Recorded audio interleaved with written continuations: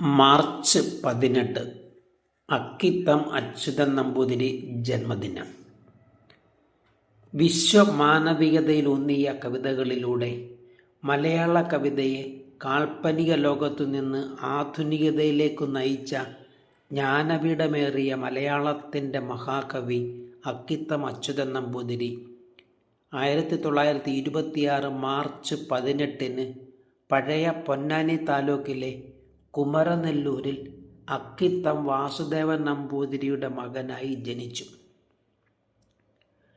EMSനൊപ്പം യോഗക്ഷേമ സഭയിൽ പ്രവർത്തിച്ചു തുടങ്ങി സാമൂഹ്യ രംഗങ്ങളിൽ വ്യാപരിച്ച അക്കിത്തം അയിത്തോച്ചാടനം, നമ്പൂതിരി സ്ത്രീകളുടെ ഉന്നമനം തുടങ്ങിയ സാമൂഹ്യ പ്രവർത്തനങ്ങളിൽ മുൻപന്തിയിൽ നിന്നു.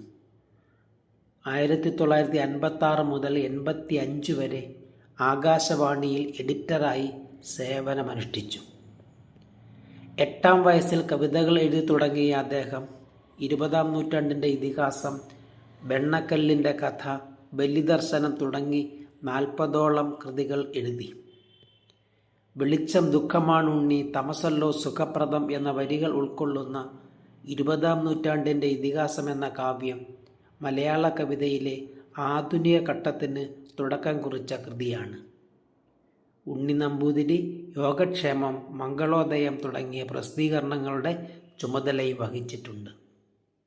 കേരളത്തിലെ പരമോന്നത സാഹിത്യ പുരസ്കാരമായ എഴുത്തച്ഛൻ പുരസ്കാരം, കേരള സാഹിത്യ അക്കാദമി അവാർഡ്, കേന്ദ്ര സാഹിത്യ അക്കാദമി അവാർഡ്, വയലാർ അവാർഡ് തുടങ്ങി നിരവധി പുരസ്കാരങ്ങൾ നേടിയ അക്കിത്തത്തിന് 2019 ജ്ഞാനപീഠ പുരസ്കാരം ലഭിച്ചു. 2017 രാജ്യം പത്മശ്രീ ബഹുമതി നൽകിയും അദ്ദേഹത്തെ ആദരിച്ചു. 2020 ഒക്ടോബർ 15 അദ്ദേഹം അന്തരിച്ചു.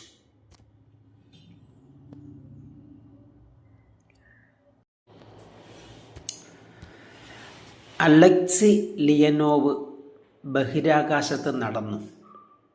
ലോകത്തിലാദ്യമായി ബഹിരാകാശത്ത് നടന്ന വ്യക്തി എന്ന ചരിത്ര പ്രസിദ്ധി നേടിയ റഷ്യൻ ബഹിരാകാശ സഞ്ചാരിയും വ്യോമസേന ഉദ്യോഗസ്ഥനുമായ അലക്സി ലിയനോവ് ബഹിരാകാശത്ത് നടന്നത് 1965 മാർച്ച് 18 വോസ്കോട്ട് 2 എന്ന ബഹിരാകാശ പേടകത്തിൽ ബഹിരാകാശത്തെത്തിയ അദ്ദേഹം പേടകത്തിന് പുറത്ത് 12 മിനിറ്റ് നേരത്തോളം സഞ്ചരിച്ചു.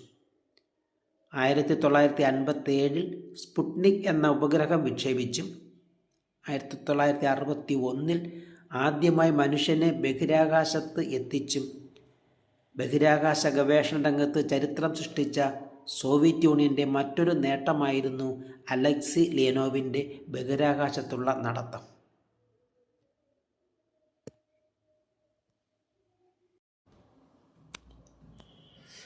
മാതൃഭൂമി പത്രം പ്രസിദ്ധീകരിച്ചു തുടങ്ങി.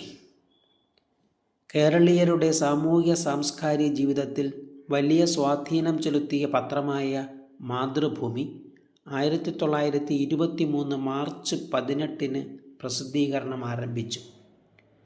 ബ്രിട്ടീഷ് ഭരണത്തിനെതിരെ പോരാടാനും ഇന്ത്യൻ സ്വാതന്ത്ര്യ സമരത്തിന് ആവേശം പകരാനും ഗാന്ധിജിയുടെ ആശയങ്ങൾ പ്രചരിപ്പിക്കുവാനും വേണ്ടി KP കേശവമേനോൻ, K മാധവൻ നായർ, കുറൂർ നീലകണ്ഠൻ നമ്പൂതിരിപ്പാട് തുടങ്ങിയ കോൺഗ്രസ് നേതാക്കൾ നടത്തിയ കൂടിയാലോചനയുടെ അടിസ്ഥാനത്തിൽ 5 രൂപയുടെ 20,000 ഷെയറുകളിലായി 1,00,000 രൂപയുടെ മൂലധനത്തിലാണ് ഇത് തുടങ്ങിയത്. അന്ന് KPCC സെക്രട്ടറിയായിരുന്ന KP കേശവമേനോനാണ് ഇതിൻ്റെ സ്ഥാപകനും ആദ്യ പത്രാധിപരും. K മാധവൻ നായർ ആദ്യ മാനേജിംഗ് ഡയറക്ടറുമായി. തുടക്കത്തിൽ ചൊവ്വ, വ്യാഴം, ശനി എന്നിങ്ങനെ ആഴ്ചയിൽ 3 എന്ന തരത്തിൽ പ്രസിദ്ധീകരിച്ചു. 1930 അത് പ്രതിദിന പത്രമായി. ബ്രിട്ടീഷ് ഭരണകാലത്ത് പല നിയന്ത്രണങ്ങളും നിരോധനങ്ങളും വിലക്കുകളും പത്രം നേരിട്ടിട്ടുണ്ട്.